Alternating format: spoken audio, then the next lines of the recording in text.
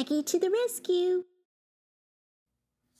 Hey everybody! As I get Maggie ready for her video shoot, I wanted to let you know that it's part of my new series called Doll Dreams, made specifically to help you relax, maybe even help you sleep. One of the things I love about rescuing and collecting dolls is the gift of focusing on something soothing and positive. So I hope as I unbox a beautiful thrifted Barbie doll and let you know her story and describe her details, it will help melt away your day and any stressful thoughts. Whether you're age 18 or 98, life is a lot, and I just want to say I appreciate you and I hope this will help your mind and body relax.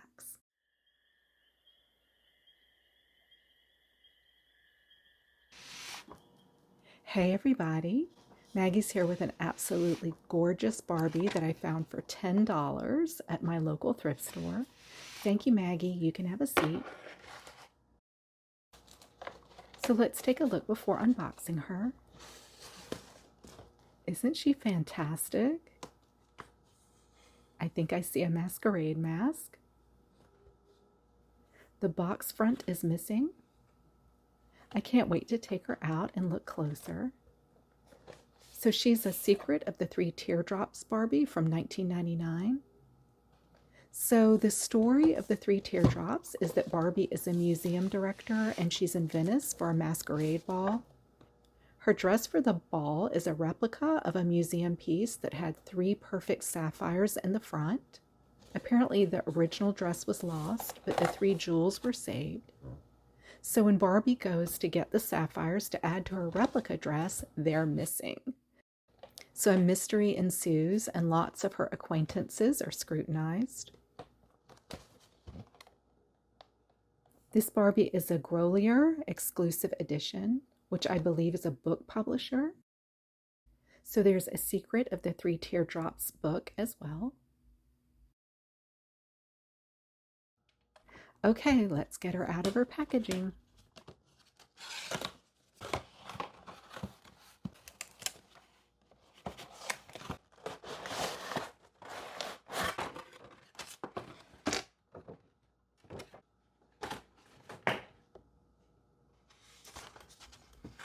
I love that her box has a scene from the ball. Here's her mask. It's royal blue with cat eyes and gold diamond shapes in the corners and a wonderful dyed blue feather. Look how it moves.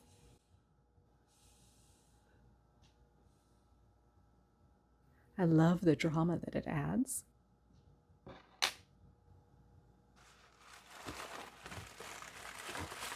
Sounds like her dress is stuffed with tissue paper. The original tape has deteriorated.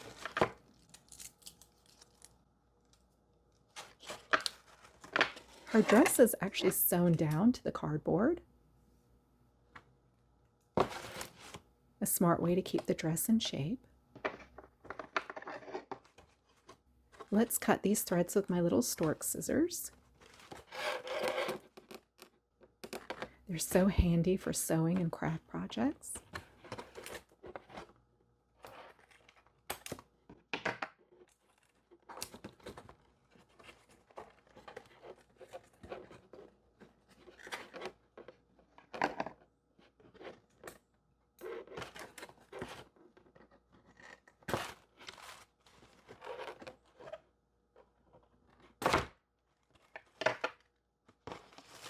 She's still attached with twist ties in the back, but let's look at her shoes.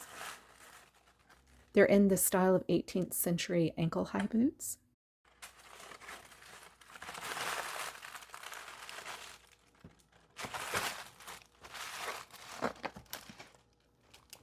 As I do this, I'll tell you about how I came across this Barbie.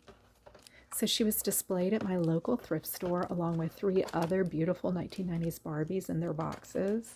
They were all in great condition, but I try to leave those for serious Barbie collectors and other collectors. I usually try to only buy dolls that need some rescuing, but I just fell in love with her and I couldn't get her out of my mind. So after thinking about her for a few days, I went back and she was still there. So I treated myself to her since she was only $10. and I'm so glad I did. And since the front of her box is missing, I justified buying hers since a serious collector might not like that. I just love her makeup and hairstyle and 18th century gown. So she is now free to dance. She has a pearl necklace to match the pearls on her bodice. Gorgeous face paint. Love the cherry rosy lip color. Do you see her 18th century mole? Also called a beauty patch. But what I love the most about this doll is her pearlescent eyeshadow up to her arched brows. I just love it. And here are her lovely ringlet curls. They're made to be seen from the front.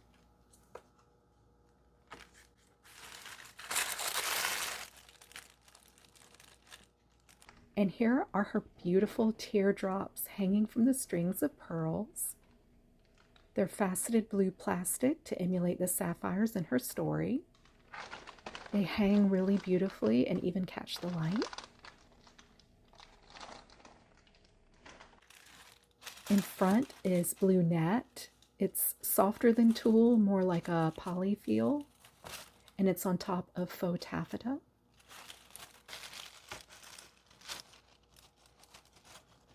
Her gold brocade fabric is accented with gold braid trim.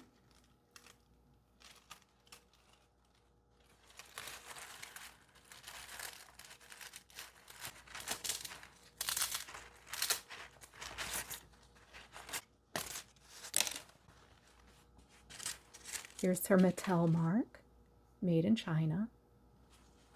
Here's the tissue paper. She needs a crinoline or a hoop skirt. Tissue paper is not a substitute for a good undergarment. I'll be on the lookout for one for her. She has painted on textured underpants, and her waist is twist and turn. The brocade paisley print fabric is nice and stiff, which helps the dress hold its shape.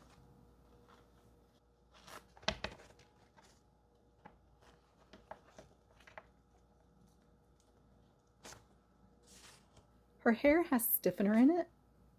Let's get this off.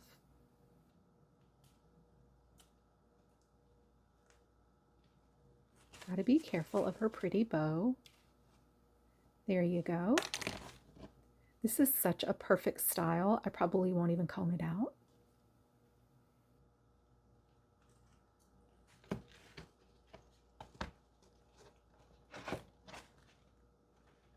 Can you see her masquerade ball, friends? It's printed out of focus. One of the masks has the long raptor-like beak. Sorry, Maggie, and a pirouette. Some of the mystery suspects, I assume. I always like to take the shoes off to inspect. They also have a sort of pearlescent quality, and the Louis or French heel. These have molded laces, but I believe they would have more likely had a buckle.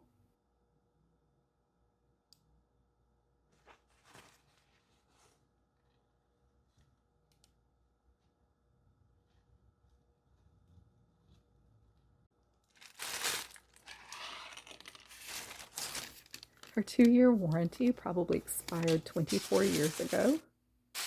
Let's get her temporary crinoline back in here to puff out her gown.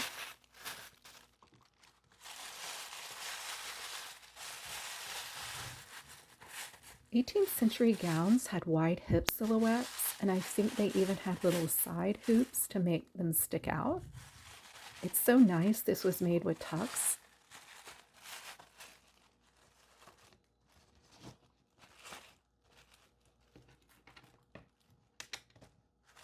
Okay, I think she and Maggie are ready for a little reveal.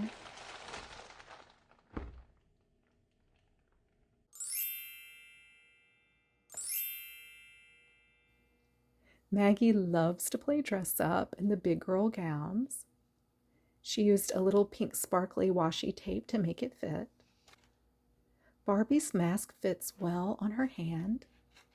Let's take a look at her in it. Very elegant and mysterious.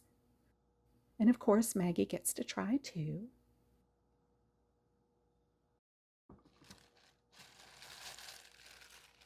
And now I'm going to share some beautiful photos that Barbie and Maggie posed for, along with some relaxing bedtime music.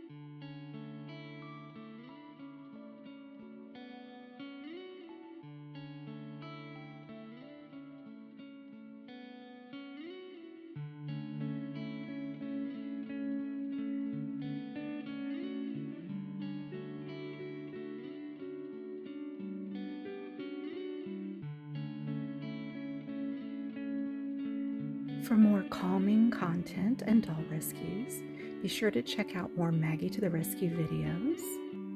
My deep gratitude to all of you who loyally watch the channel, as well as all newcomers.